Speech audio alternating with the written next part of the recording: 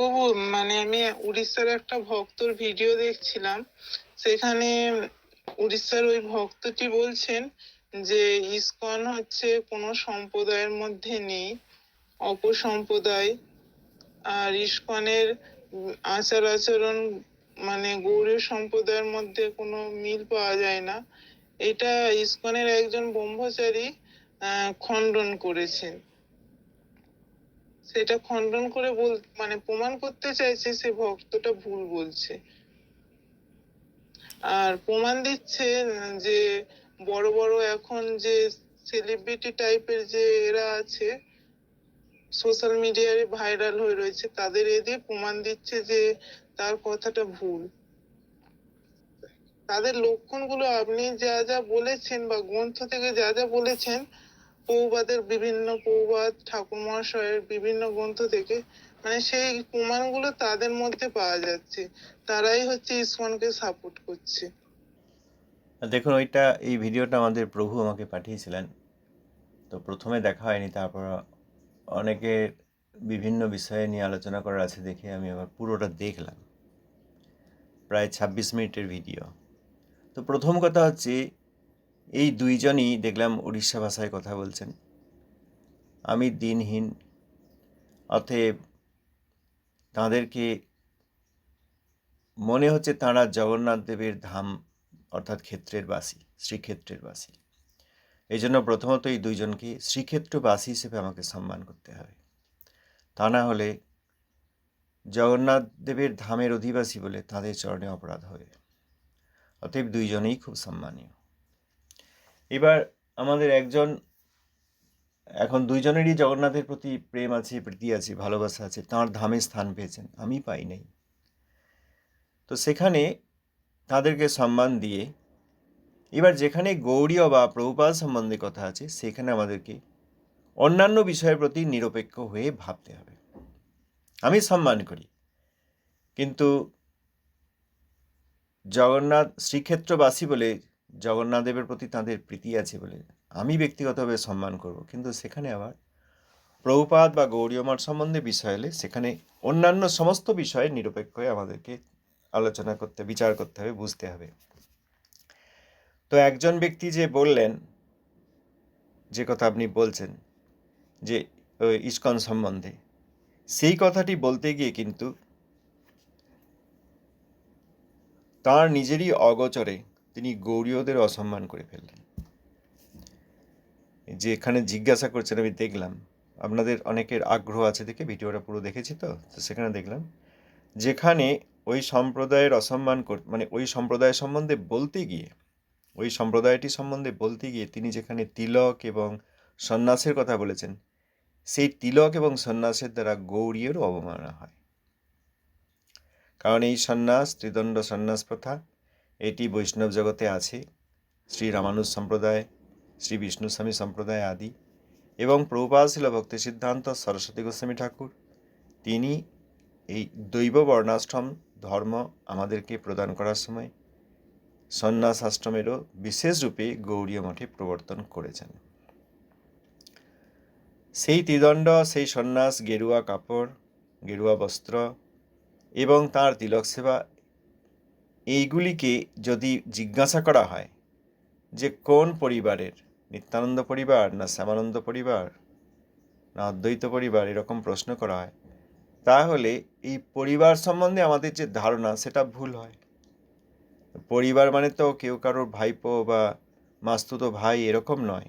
পরিবার বলতে যাঁরা তাকে সম্মান করেন, আদর করেন, তারা সকলেই সেই পরিবারের। পরিবার বলে একটা কথা চলে এসেছে, পরিবার বলে যে কথাটি এসছে তার মধ্যে কিছু সত্যতা রয়েছে। যেমন শ্রী শ্যামানন্দ পরিবার, তাদের এক প্রকার বিশেষ তিলক হয়, নূপুর তিলক। কারণ শ্রী শ্যামানন্দ প্রভু তিনি স্বয়ং শ্রীমতী রাধিকার নূপুর প্রাপ্ত হলে ললিতা দেবী সম্ভবত সেই নূপুর নিয়ে যেতে চাইলে বললেন যার নূপুর তাকে আসতে হবে। তখন দেবী এসেছিলেন, রাধারানী এসে সেই নূপুর নিয়ে যাওয়ার সময় বড় প্রীতি ভরে কৌতুক করে সেইটি স্পর্শ করিয়ে তিনি চলে গিয়েছিলেন। সেই থেকে শ্রী শ্যামানন্দ প্রভু ওই রকম নূপুর তিলক করেন রাধারানীর বিশেষ কৃপা পেয়ে, এবং তার পরিবার বলতে এখানে তার পরম্পরায় যারা তার বিশেষ অনুগত তারা সকলেই সেই তিলক করেন। এখানে পরিবার বলতে আমাদের জগতে যেরকম মাসিমা পিসিমা ভাইপো ভাইজি হয় সেরকম নয়।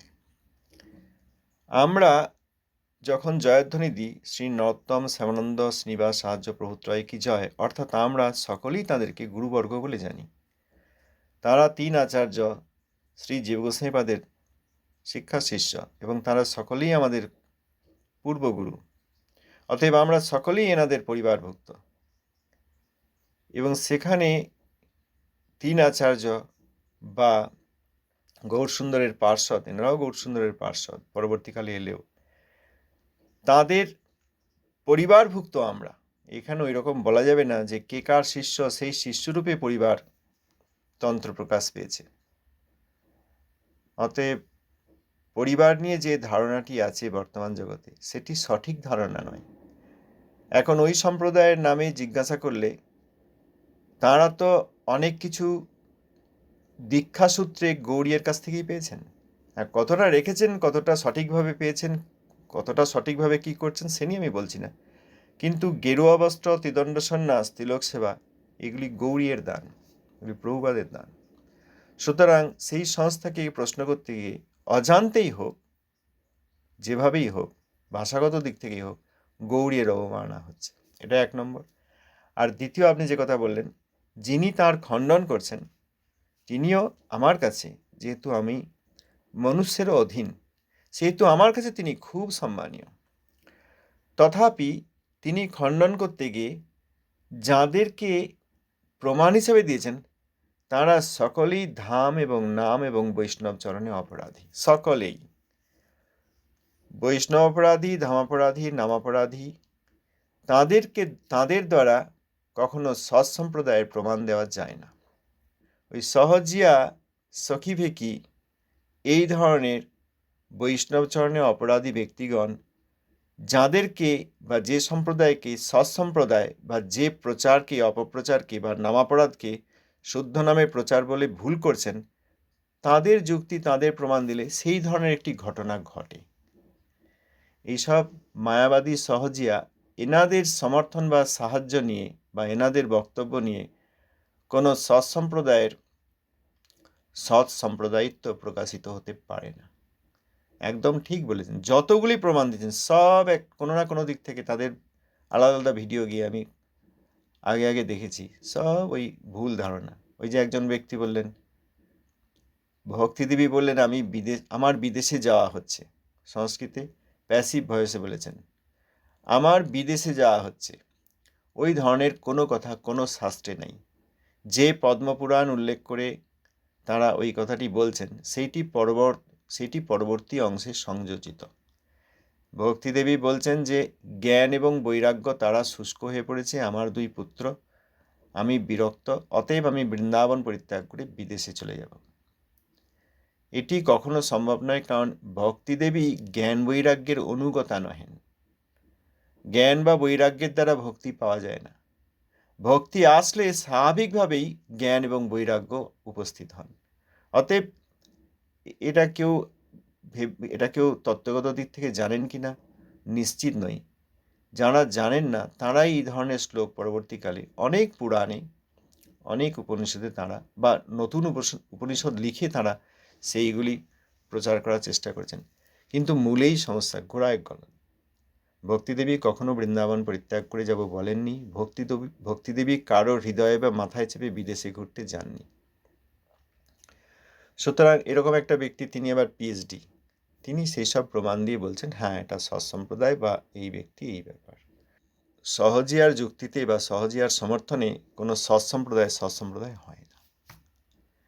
এইটা হচ্ছে আপনি যেটুকু বিষয় বললেন ওই পুরো ভিডিওটার মধ্যে অনেক বিষয় আছে, দেখলেন অনেক বিষয় বিশ্লেষণ করা যায়, কিন্তু ওই বিষয়ের এইটি বোঝা দরকার। বলুন কি বলবেন? আর একটা বিষয় আমি দেখলাম এখানে, যে গুরু পরম্পরা দেখাতে গিয়ে এখানে প্রভুপাদকে প্রভুপাদ না বলে প্রভুপাদের শিষ্যকে প্রভুপাদ বলছে। সেটা দেখলাম যিনি এই সম্প্রদায়ের পক্ষে যুক্তি দিয়ে খণ্ডন করার চেষ্টা করেছেন তিনি সেরকম বললেন। তারা সকলেই তো সেইটা করেন। এটা তো আমাদের একটা হৃদয় বিদারক, বড় দুঃখের ব্যাপার। সকলেই সেটা করেন বিভিন্ন যুক্তিতে, যে আগে আমরা আলোচনা করেছি, বিভিন্ন যুক্তিতে তারা প্রভুপাদ ছিল সরস্বতী ঠাকুরকে প্রভুপাদ বলতে চান না। সবাই প্রভুপাদ বলে তারপর আর বলতে চান না। সবাই প্রভুপাদ, অতএব স্বামী মহারাজকে কেন প্রভুপাদ বলবো না, এই বলে তারা স্বামী মহারাজকেই প্রভুপাদ বলেন, তখন আর কাউকে প্রভুপাদ বলেন না। আবার গুরুদেবকেই তো প্রভুপাদ বলা যায়, অতএব প্রভুপাদ নামটা ছিল প্রভুপাদ সরস্বতী ঠাকুরের সঙ্গে কেন থাকবে, এই বলে তার কাছ থেকে সরিয়ে নিয়ে নিজের গুরুদেবকে কাউকে প্রভুপাদ বলেন না, ওই স্বামী মহারাজকেই প্রভুপাদ বলেন। এইগুলো তো দ্বিচারিতাই, যেখানে বললেন না যে দুইটি জিহ্বা আছে, হৃদয় এক বাইরে এক, এই দুই ধরনের যুক্তিই তাদের, কিন্তু প্রভুপাদ ছিল সরস্বতী ঠাকুরকে আমরা প্রভুপাদ বলবো না, এই হচ্ছে তাদের যুক্তি। এই জন্যই তো তারা অপসম্প্রদায়। পূর্ব আচার্যের সম্মানেই সম্প্রদায়ের আনন্দ, কিন্তু পূর্ব আচার্যের সম্মান কিছুটা কমিয়ে নিয়ে আমাদের আচার্যকে দেব, এই হচ্ছে অপসম্প্রদায়ের শুরু। এটা যিনি খণ্ডন করতে চেয়েছেন, সেই ব্রহ্মচারী হন বা যিনি হন, তিনি সেটা করেছেন। এবং যেসব সহজিয়াদের তিনি উল্লেখ করেছেন, সহজিয়াদের একটা সুবিধা আছে, যেখানে লোক তারা সেখানে প্রশংসা করেন, লোক না থাকলে কথা বলেন না।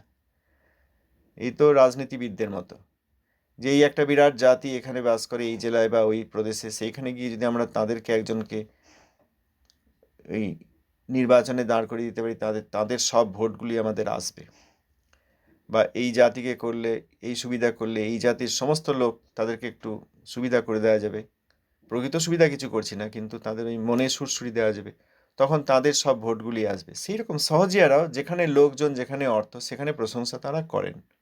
এগুলি তাদের কারণ, অকারণে প্রশংসা করছেন না, তাদের একটা কারণ আছে। কারণ সেই অনুসরণকারী লোকেরা, তারা আবার তখন তাদের কথা শুনবে, তাদের অনুসরণ করবে। অন্য সম্প্রদায়ে যুক্ত থাকলেও এনাদের প্রতি একটা সৌহার্দ্য থাকবে, প্রণামী নিয়ে আসবে। নিজেরা না নিলেও তাদের পুত্রকন্যা পরিচিত লোকেদেরকে এখানে এসে দীক্ষা দিয়ে নেবে। এই করে সহজিয়া সম্প্রদায় বৃদ্ধিপ্রাপ্ত হবে। এই ধারণা করে সকলেই, যেখানে বিভব রয়েছে, অর্থ প্রতিষ্ঠা, লোকজন প্রতিষ্ঠা, সেখানে তারা ভাগ নিতে চান। যে আগের দিন আমরা আলোচনা করলাম যে ওই পাড়ায় একটা নতুন দোকান হয়েছে, সেই দোকানটা খুব চলছে, তার কোথাও যাওয়ার কি দরকার, তার পাশেই বা রাস্তার অপর দিকেই ওই একই দোকান খোলা হোক, তাহলে ওরই খরিদ্দার আমাদের কাছে কিছু আসবে, সেই ধরনের ব্যাপার। তো এই সহজিয়ারা কি বলছেন সে নিয়ে তো আমাদের কিছু যায় আসে না। আর সেই সম্প্রদায়ে যিনি ওই প্রতিষ্ঠা করতে চাইছেন, তিনি ওই প্রভুপাদ নাম, তাদের ওই মূল থেকেই প্রভুপাদ নামের প্রতি একটা অপরাধ এবং ওই সংশয় তৈরি করার উদ্দেশ্য আছে। এ আর নতুন কথা নয়, কি বলবো, এটা হয়ে আসছে, এটা বড় দুঃখদায়ক। জি দিদি বলুন। হ্যাঁ প্রভু, ওখানে পুরো ভিডিওটা আমার দেখা হয়নি, তবে যতটা আমি দেখেছি মানে সব মানে দেখাটাই বৃথা, মানে টাইমটাই নষ্ট করা দেখলাম যেটা। হ্যাঁ, তো অপরাধজনক। তিনি কিছু যুক্তি দিয়েছেন, এই যে আমাদের ব্রজদ্বীপের একটি সেকশন, একটি বিভাগ কাত্যায়নী পূজা করেছেন। ওই বলছেন না কাত্যায়নী মহামায়, এই যে কথাটা বলছেন যে নন্দগোপের পুত্র যেন আমাদের পতি হয়। ব্রজদেবীদের এখানে এই নৈমিত্তিক লীলায় যাঁরা ব্রজদেবীত্ব লাভ করলেন, তাদের অনেক বিভাগ আছে। অন্যান্য বিভিন্ন সময়ে তারা ভগবানের ভজনা করে এই কৃষ্ণপ্রেম প্রাপ্ত হলে তখন ব্রজে এসে উপনীত হন এবং তাদের সাধন দশা থেকে সিদ্ধ দশা উপস্থিত হয়। সেই ধরনেরই এক সাধন সিদ্ধা বিভাগ ব্রজদেবীগণ, তাঁদেরই সাধন সিদ্ধা বিভাগ, তাঁরা পরিপূর্ণ সিদ্ধির আগে এই ধরনের লীলায় অংশগ্রহণ করেছেন। কাত্যায়নী দেবীর কাছে প্রার্থনা করেছেন নন্দগোপ পুত্র অর্থাৎ নন্দাত্মজ কৃষ্ণচন্দ্র যেন আমাদের পতি হয়। খুব অল্প বয়স, যমুনার তীরে গিয়ে সেখানে বালির চড়ায় সকলে এসে একে অপরের সঙ্গে পরিচিত হন। সকলেই তখন জানতে পারেন যে আমরা প্রত্যেকেই নন্দগোপ পুত্র কৃষ্ণকে প্রতিরূপে চাই। খুব অল্প বয়স। তো কতগুলি ব্যাপার আছে, উনি উদাহরণ দিয়েছেন, উনি প্রমাণ দিয়েছেন শ্রীল জীব গোস্বামীপাদের লেখা থেকে। হ্যাঁ, প্রমাণ দেওয়ার সময় জীব গোস্বামীপাদ, তিলকের সময় প্রভুপাদ, গেরুয়া বস্ত্রের সময় প্রভুপাদ, সন্ন্যাসের দণ্ডের সময় প্রভুপাদ, আর অন্য সময় আর প্রভুপাদ নন। তাই এখানে জীব গোস্বামীপাদের প্রমাণ দিয়েছেন, যে জীব গোস্বামীপাদের ভাষ্য থেকে, যে শ্রীল জীবপাদ বলেছেন যে এটি একটি লীলা। কাত্যায়নী দেবীর কৃপায় তারা কৃষ্ণ পেয়েছেন। বিষয়টি শুধু ওইটুকু নয়, তাঁরা ভজনা করে সাধন সিদ্ধ হয়ে কৃষ্ণ প্রেম প্রাপ্ত হয়েছেন। আর কন্যাগণ যেমন দেবীর পূজা করেন, সেরকম কাত্যায়নী পূজা করে তারা এরকম লীলা বিস্তার করেছেন। সে তো আমাদের রাধারানী এবং তাঁর যুত তো সূর্য পূজা করেন। চন্দ্রাবলী দেবী তিনিও কাত্যায়নী পূজা করেন। নিত্যলীলাতে এ তো নৈমিত্তিক লীলা এরকম দেখালেন যে একটি বিভাগ সাধন সিদ্ধা যারা ব্রজদেবীত্ব প্রাপ্ত হয়েছেন, তারা কাত্যায়নী পূজা করে নন্দগোপের পুত্রকে প্রতিরূপে চাইছেন। আবার নিত্যলীলাতে সেখানে রাধারানী প্রত্যেক দিন সূর্য পূজার জন্য যান, সেখানে চন্দ্রাবলী দেবী কাত্যায়নী পূজা করেন। আবার কৃষ্ণ নিজেকে শিব ভক্ত বলেন। এসব কথা আছে, শ্রী গোস্বামীপাদের গ্রন্থেও আছে, অনেক জায়গায় আছে। কৃষ্ণ নিজেকে শিব পূজারী বলেন। যখন ব্রজদেবীগণকে কৃষ্ণ বলছেন যে আমাকে এই বিষয়ে এই শিবলিঙ্গের পূজা করতে দাও, একটি অন্য উপমায় বলছেন, শিব পূজার জন্য বলেননি। তখন সেই ব্রজদেবীগণ বলছেন যে আমরা সূর্য পূজারিনী, আমরা শিব পূজারিনী নেই, অতএব তোমাকে আমরা শিবলিঙ্গের পূজা করতে দেব কেন? যেটা বলছেন সব গভীর অর্থে বলছেন, এখানে সব বলতে যাচ্ছি না, আমরা আলোচনা করছি না। এবং অন্যান্য ক্ষেত্রে বিভিন্ন জায়গায় দেখা যায় যে সূর্য পূজা, কাত্যায়নী পূজা, শিব পূজা আদি করেন, এগুলি লীলার অংশ। আবার নৈমিত্তিক লীলাতে এসেও তো কৃষ্ণ পূজা আদি করছেন। রামচন্দ্র তো শিবের পূজা করলেন, দেখা গেল। রামের ঈশ্বর একদিক থেকে রামেশ্বর, শিব রামেশ্বরম, গেছি দক্ষিণ ভারতে, তো সেখানে রামেশ্বর শিব দুই অর্থে আছে। একদিকে সাধারণ লোক মনে করে যে ইনি রামের ঈশ্বর, তাদের তত্ত্বজ্ঞান নেই। আর প্রকৃত বৈষ্ণবগণ জানেন রাম যাহার ঈশ্বর। তেমনি বৃন্দাবনে তো গোপেশ্বর আছেন। শিবজি তিনি রাসলীলায় অংশগ্রহণ করতে চাইলে ওই দেবী রূপেই এলেন, কিন্তু কৃষ্ণ তিনি তো চিনতে পারেন, সকলকেই জানেন, তিনি তখন শিবজিকে হাত ধরে বলেন, না তুমি এখানে বসো, তোমাকে রাসলীলায় আসতে হবে না, তুমি এখানে থাকো, গোপেশ্বর রূপে থাকো। যে ব্রজদেবীগণ রাসলীলায় অংশগ্রহণ করছেন, সেই রাসলীলায় অংশগ্রহণ করতে না পেরে তিনি কি করে গোপেশ্বর? তিনি ওই লীলাতে গোপগণের ঈশ্বর। আবার তত্ত্বে গোপীগণ যাঁর ঈশ্বর, তিনি গোপেশ্বর। গোপ এবং গোপীগণ যাঁর ঈশ্বর ঈশ্বরী, তিনি গোপেশ্বর শিব, অর্থাৎ শিবজি তাঁদের পূজারী। অতএব লীলা এবং তত্ত্বে ভেদ হয়। এখানে শিলজীব গোস্বামীপাদ যে বলেছেন যে কাত্যায়নী পূজার দ্বারা নয়, তারা ভজনের দ্বারা প্রেম প্রাপ্ত হয়ে কৃষ্ণকে প্রতিরূপে চাইছেন।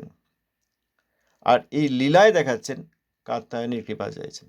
এখানে মহামায়ে বললেও তিনি মহামাতা, অর্থাৎ ওই সর্বশক্তির প্রধান যোগমায়া দেবী। কারণ ব্রজে মহামায়া দেবী নেই, যোগমায়া দেবী আছেন। অতএব এইগুলি তাদের লীলা, এইগুলি তাদের লীলা। লীলায় এইসব থাকলে লীলার বৈচিত্র্য বাড়ে। আরেকটি কথা তারা বলেন নাই, ওই যিনি খণ্ডন করছেন সম্প্রদায়ের অসম্মান হচ্ছে বলে, ভালো, তিনি আরেকটি কথা বলেননি, বলতে পারতেন, কিন্তু আমরা এখানে আলোচনা আগে করেছি এবং এখনো উল্লেখ করব। শ্রী ভক্তিরসামৃত সিন্ধুতে একটি জায়গায় শ্রী গোস্বামীপাদ বলে দিয়েছেন যে ব্রজ লোকানুসারত, অর্থাৎ ব্রজের লোক, অর্থাৎ ওই ব্রজবাসীগণ, ব্রজ লোকানুসারত অর্থাৎ ব্রজের অধিবাসীগণের অনুসারত অর্থাৎ অনুসরণকারী, অনুকরণকারী নয়। এই জন্য ব্রজদেবীগণ সূর্য পূজা করলে, কাত্যায়নী পূজা করলে বা অন্যান্য দেবদেবীর পূজা লীলার বৈচিত্র্যের জন্য করলেও আমরা অনুকরণ করে সেই কাজ করতে পারি না। দুর্গা পূজা, শিব পূজা ইত্যাদি আমরা করতে পারি না, কারণ আমরা তাদের অনুকরণকারী নই। আমরা ব্রজ লোকানুসারত অর্থাৎ তাদের অনুসরণ করতে চাই। অনুকরণ আর অনুসরণের মধ্যে পার্থক্য আছে। কোনো কোনো ব্রজদেবী কাত্যায়নী পূজা করেছেন বলে আমরাও কাত্যায়নী দেবীকে পূজা করে নন্দগোপ পুত্র যেন আমাদের পতি হয়, এই কথা বললে তাদের অনুকরণ করা হয়, অনুসরণ করা হয় না। অতএব বলেছেন গ্রন্থাদি থেকে, সেখানে তিনি শিলজীব গোস্বামীপাদের ভাষ্যের উল্লেখ করেছেন ঠিকই, কিন্তু তাদের এই ধারণা নেই। তাদের এই ধারণা সম্বন্ধে গ্রন্থ থাকতে পারে, গ্রন্থ আমরা পড়তে পারি, গ্রন্থের কিছু জিনিস মনে রাখতে পারি, স্মৃতিশক্তি থাকতে পারে, গ্রন্থে আমাদের গতি আছে এই কথা প্রমাণ করার চেষ্টা করতে পারি। কিন্তু প্রভুপাদ চরণে অপরাধ করে কি আর জীব গোস্বামীপাদের কথা বোঝা যায়? অতএব যাই হোক, যে কথা প্রথমে বললাম, শ্রীক্ষেত্রবাসী হিসাবে তাদের প্রতি আমি তুচ্ছ, তাদেরকে সম্মান অবশ্যই করব, কিন্তু যেখানে প্রভুপাদ এবং গৌড়ীয় মঠের কথা আসবে সেখানে সব বিষয়ের দিক থেকে আমার তুচ্ছতা এবং তাদের শ্রীধামবাসিত্ব, শ্রীক্ষেত্রবাসিত্ব বা শ্রীক্ষেত্রবাস ইত্যাদি সেইগুলি থেকেও নিরপেক্ষ হয়ে, কারণ প্রভুপাদ এবং গৌড়ীয় তো অনেক বড় ব্যাপার, আমরা তাদের অনুসরণকারী, সব দিক থেকে নিরপেক্ষ হয়ে যুক্তির দিক থেকে, শাস্ত্র যুক্তির থেকে এ কথা বলতে পারতেই হবে। যেভাবেই অসৎ সম্প্রদায় হন, তারা সকলেই অসুবিধার মধ্যে পড়ে গিয়েছেন, দুই দিকেই অপরাধ সংগঠিত হচ্ছে। আর কি বলবেন? হ্যাঁ প্রভু, এখানে মানে যেটা শুধু প্রভুপাদের তিলক দণ্ডতে প্রমাণ স্বরূপ দেখায়নি, চৈতন্য মঠ স্ট্রাগল করছে, অথচ প্রমাণ স্বরূপ চৈতন্য মঠকে তুলে ধরা হয়েছে এখানে দেখলাম আবার। এটাই তো ঘটনা। সংস্থাটি ঠিক নয় আর প্রচারককে সম্মান করি এই কথা বলে হচ্ছে না, কারণ প্রচারকই সংস্থা তৈরি করেছেন এবং প্রচারকই এইসব সংস্থা তৈরি করেছেন, প্রচারকের অনুসরণ করছি বলেই সকলে অপরাধগুলি করছেন। অতএব সেই সব অপরাধের নিরপেক্ষ হয়ে আমাদেরকে বলতে পারতে হবে, এতে কোনো ভয় নেই, এতে অপরাধের বা সমস্যার বা নরকগমনের কোনো ভয় নেই, রাজি আছি আমরা। আমি তুচ্ছ অনেক অনন্ত কোটি জীবাত্মার আমি একটি মাত্র কণ, আমার নরক হলে অসুবিধা কি আছে? কিন্তু সেই প্রচেষ্টায় প্রভুপাদের যে প্রকৃত এবং অপ্রাকৃত সম্মান, সেইটি তুলে ধরা আমাদের আবশ্যিক দায়িত্ব। অতএব আমরা সেটি করব। যেটা বলা হচ্ছে, যে বিষয়ে আলোচনা করা হচ্ছে, এটি আমরা করব। আমরা কোনোভাবেই অসৎ সম্প্রদায়কে সতের মধ্যে রাখতে পারবো না বা স্বীকার করতে পারবো না। আর যেমন প্রচারকই হন, যে সম্বন্ধই থাক, নিরপেক্ষ অবস্থান নিয়ে যেখানে আমরা প্রভুপাদের অনুদাস হওয়ার প্রার্থনা করছি, সেখানে সত্যি কথা বলতে পারতে হবে। এখন কি করা যাবে? এইরকমই তো হচ্ছে। যখন এই সত্যি জায়গায় যদি কথা বলা হয়, তখন দেখেছেন তো, এইবার গৌড়ীয় মঠ, এবার শ্রী চৈতন্য মঠ, এবার প্রভুপাদের সন্ন্যাস প্রদান, ত্রিদণ্ড, গেরুয়া কাপড়, তিলক সেবা, তারপর প্রভুপাদ যে পরম্পরা দিয়েছেন সেই সব উল্লেখ করতে হচ্ছে। এরকম দেখা যায় না তো, দেখা যায় না। এখন সেই সব উল্লেখ করতে হচ্ছে। সঠিক জায়গায় শাস্ত্র যুক্তি দিয়ে আসলেই বুঝতে পারবেন। আমি একটা ভিডিও পাঠিয়েছিলাম যেখানে প্রভুপাদ এবং ভক্তিনাথ ঠাকুর মহাশয়ের প্রশংসা করেছেন। জানি না ওই যে মূল বক্তা যিনি, তিনি আগে এই তিলক এবং বস্ত্র নিয়ে বলার পর, মানে তিলক এবং সন্ন্যাস আশ্রম নিয়ে বলার পর হয়তো বুঝেছেন যে এই অসৎ সম্প্রদায়কে, অপসম্প্রদায় বা এই সংস্থাটি সম্বন্ধে বলতে গিয়ে আসলে গৌড়ীয় যে গৌড়ীয়ত্ব সেইখানে অপরাধ হয়ে গেছে, এইটা বুঝেই হয়তো তিনি ভক্তিনাথ ঠাকুর এবং প্রভুপাদের প্রতি তাঁর যে সম্মানবোধ, সেই থেকেই তিনি হয়তো ওই ভিডিওটি করেছেন, যেটা আমি পাঠিয়েছিলাম। তো হতে পারে সেটা, যে উনি বুঝতে পেরেছেন যে ওই সংস্থাকে বলতে গিয়ে গৌড়ীয় অসম্মান হয়েছে, তখন তিনি প্রভুপাদ এবং ভক্তিনাথ ঠাকুর মহাশয়ের যে মাহাত্ম্য বর্ণনা করেছেন সেটা খুব ভালো করেছেন। সেই ভিডিওটা দেখে তারপরেই হয়তো কেউ এটা খুঁজে পেয়েছেন, সেটা ঠিক আছে। কিন্তু অসৎ সম্প্রদায়ের যে অসৎ অবস্থা, সেইটি বুঝে নিয়ে তার কথা বলতে হবে। অসৎ সম্প্রদায় বলেই তাকে আক্রমণ করতে গিয়ে সৎ সম্প্রদায়ের অনুকরণে তারা যেটা পেয়েছেন সেটা বললেও আবার সৎ সম্প্রদায়ের অসম্মান হয়ে যাচ্ছে, হচ্ছে না? প্রভুপাদ যে তিলক দিয়েছেন সেখানে তুলসী পত্রের উপরে ভগবানের মন্দির, নিত্যসিদ্ধ পার্ষদ এটি দিতে পারেন, যে কারণে মহাপ্রভুর পার্ষদ এবং তাঁর প্রিয় ভক্তগণের যেই ভাবধারা বা ভজনাদর্শ, অর্থাৎ তাঁদের পরম্পরা, তাঁদের ওই যেটা এখানকার অনেকে পরিবার পরিবার বলেন, পরিবার অপ্রাকৃত পরিবার বা পরম্পরা, সেইটি যে কারণে সম্মানীয়, প্রভুপাদ ছিল সরস্বতী গোস্বামী ঠাকুরের গৌড়ীয় মঠও সেই কারণেই সম্মানীয়। আর কি বলবেন? কিন্তু বুঝতে পেরেও তো কেউ ছাড়তে পারছেন না।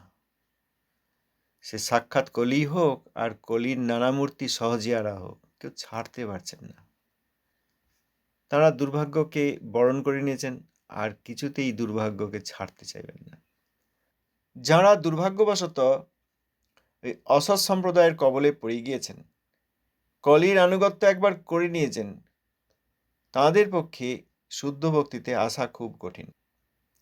তাঁরা যদি এই অপ্রাকৃত কথা, প্রভুপাদের অপ্রাকৃত বাণীতে স্নান করেন, তাহলে বিষ চলে যাবে। 50 বছরের কলিসঙ্গ সেটিও চলে যাবে, কিন্তু পূর্ণরূপে স্নানও করছেন না, কলিকে কলি চিনেও ছাড়তে পারছেন না, কলির পক্ষে যুক্তি দিচ্ছেন। কথাবার্তা বলে তো অনেকের সঙ্গে, একজন দুজন, অনেকের সঙ্গে কথা বলে দেখা গেছে, চেষ্টা করা হচ্ছে উপকারের, কিন্তু তারা তো কলিকে কিছুতেই ছাড়তে চাইছেন না, তারা কলির পক্ষে যুক্তি দিচ্ছেন। তখন দেখা যায় যে এর দ্বারা সম্ভব নয়।